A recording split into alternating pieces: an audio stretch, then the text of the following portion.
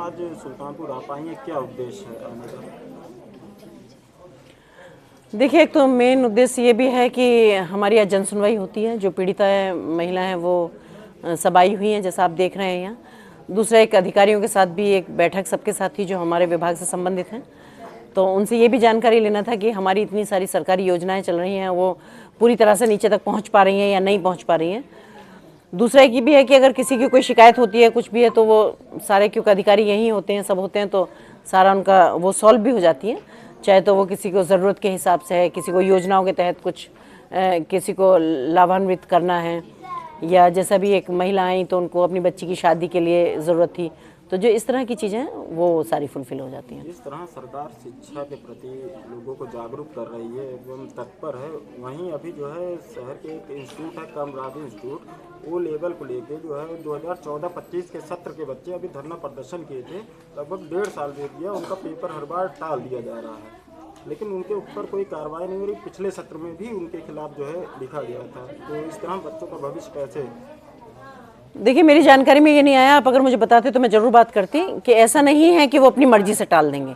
कुछ ना कुछ ऐसी टेक्निकल प्रॉब्लम होगी या तो, या कोई ऐसी बात रही होगी जिसकी वजह से परीक्षा टली होगी। साल भी जो है हाँ, ऐसा तो शिकायत हुई थी, तो आपने शिकायत जानने की कोशिश करते उसमें कि क्यों नहीं हुई, और आप मुझे बताएंगे तो मैं ज़रूर उसमें देखूंगी, या मैं फिर पूछूंगी उनसे कि ऐसा क्यों हुआ, क्योंकि कहीं ना कोई कुछ ना कुछ ऐसी टेक्निकल प्रॉब्लम रही होगी जिसकी वजह से परीक्षा को टालना पड़ा होगा। बाकी तो आपको पता है कि परीक्षा टालने के खिलाफ ही सब इतना, पूरे सरकार हो या जो भी हो, उनको बहुत विरोध ही करते हैं कि भी बच्चों का जो भी है उनको सब टाइम पे सारी चीज़ें मिलना चाहिए।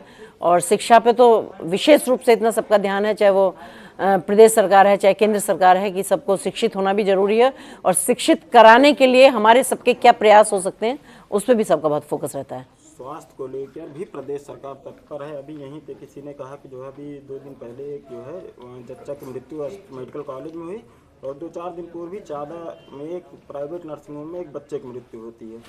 सुल्तानपुर में सैकड़ों की संख्या में अवैध नर्सिंग होम जो है बिना मानक के और लैब संचालित हैं, लेकिन उच्च अधिकारी कार्रवाई करने से बचते हैं। तो किस तरह लाभ पहुँचेगा? देखिए, ये मैं मान सकती हूँ कि यहाँ अवैध चीज़ें चल रही होंगी, लेकिन जैसा अभी उन्होंने शिकायत की उसके लिए, तो आपने क्लैरिफिकेशन भी सुना होगा कि वो कुछ घंटे पहले ही किसी दूसरे हॉस्पिटल से वो महिला आई थी जिसको खून की बहुत ज़्यादा कमी थी और जिसको खून चढ़ाया गया, क्योंकि आई वो उस स्थिति में थी कि आने के तुरंत बाद उसकी डिलीवरी हो गई।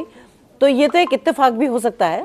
पर माँ ने ये आरोप लगाया कि 6 बजे जब डिलीवरी हुई उसके बाद से केवल जो है वो बीपी चेक करते रहे और उनका कोई ट्रीटमेंट नहीं किया गया, इस वजह से उनकी मृत्यु हो गई।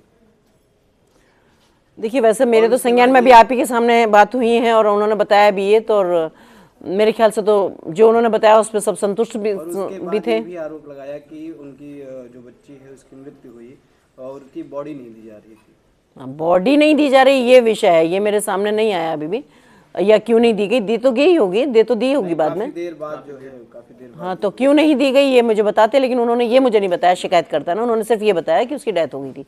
उन्होंने बताया कि वो पूरा दूसरे हॉस्पिटल से यहाँ आई थी और केस वो बहुत बिगड़ा हुआ था, डिलीवरी बिल्कुल होने वाली स्थिति में थी, तो आके ही वहाँ तुरंत डिलीवरी हो गई, जिसमें उसको ब्लड की कमी थी, जो उसको ब्लड या और भी जो भी कुछ उसको सुविधाएं दी जा सकती थी वो सारी। लम्हुआ में एक कमल सरोवर बनाया गया था 3-4 साल पहले, तो उसमें जो है केशव प्रसाद मौर्य जी उप मुख्यमंत्री जी ने उसका उद्घाटन किया, लेकिन अभी जो है उसमें इतनी अव्यवस्थाएं हैं। मैं कल ही गया था भी वहाँ पे स्टोरी करने, तो पूरे जो इंटरलॉकिंग है वो टूटे फूटे हुए हैं, मूर्तियाँ टूटी हैं।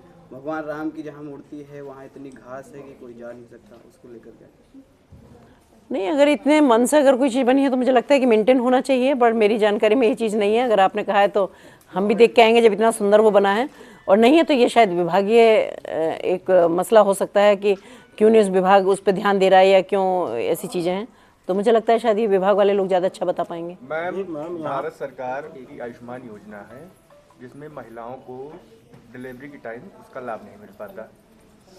जो निजी हॉस्पिटल है ये कह देते हैं कि आयुष्मान में ये नहीं आता। ऐसा नहीं है, क्योंकि वो निर्धारित हॉस्पिटल हैं जहां आयुष्मान कार्ड की से इलाज होता है। अगर वो वहाँ जाएंगे तो वो 100% वो जो भी उसमें योजना के तहत है या जो भी रूल्स हैं, ऐसा हो ही नहीं सकता कि कोई भी हॉस्पिटल या कोई भी डॉक्टर मना कर देगा। नहीं, उसमें आता है कि शासनादेश में ही नहीं है कि डिलीवरी का इलाज मुफ्त। शासनादेश में नहीं है वो बात अलग है, उसको हम बात कर सकते हैं कि बढ़वाया जा सकता है, क्योंकि महिलाओं के साथ एक मेन प्रॉब्लम ये है भी डिलीवरी वाली, क्योंकि उन्हें तो इससे निकलना पड़ता ही है, तो इसके लिए हम बात करेंगे। शासनादेश में नहीं है। जिस तरह पूरे प्रदेश में खाद्य विभाग जो है हर जिले में छापेमारी करता है, वहीं सुल्तानपुर में जो खाद्य विभाग है केवल त्योहारों के आने पे एक बार दो बार निकलता है। खुलेआम जो है आम आदमी के स्वास्थ्य के साथ खिलवाड़ हो रहा है, लेकिन कभी कोई कार्रवाई नहीं करते हैं। तो इसको चलिए हम स्वास्थ्य विभाग को भी एक लेटर लिखवा देते हैं, हालांकि हमारे डिपार्टमेंट का मामला नहीं है, पर फिर भी हम कोशिश करेंगे। आंगनबाड़ी से जुड़ा भी मामला है। मैंने आंगनबाड़ी इसलिए रखे जाते हैं कि लोगों को लाभ मिले जो है ग्रामीण क्षेत्रों में या शहरी क्षेत्रों में, लेकिन कुछ गाँवों की स्थिति ये है कि वो महिला रह रही है सुल्तानपुर, नौकरी उसकी कहीं और चल रही है। कुछ रुपए के फायदे के लिए जो सुपरवाइजर या जो भी है जब जांच आती है कुछ आते हैं उन्हें इतला करके बुला लेते हैं, तो इस तरह कैसे लाभ मिल पाएगा? अभी बात हो रही थी, आप तभी बता देते ना, आप उनके सामने बोलते तो मैं पूछती कि कैसे नहीं हो रही है सब चीजें।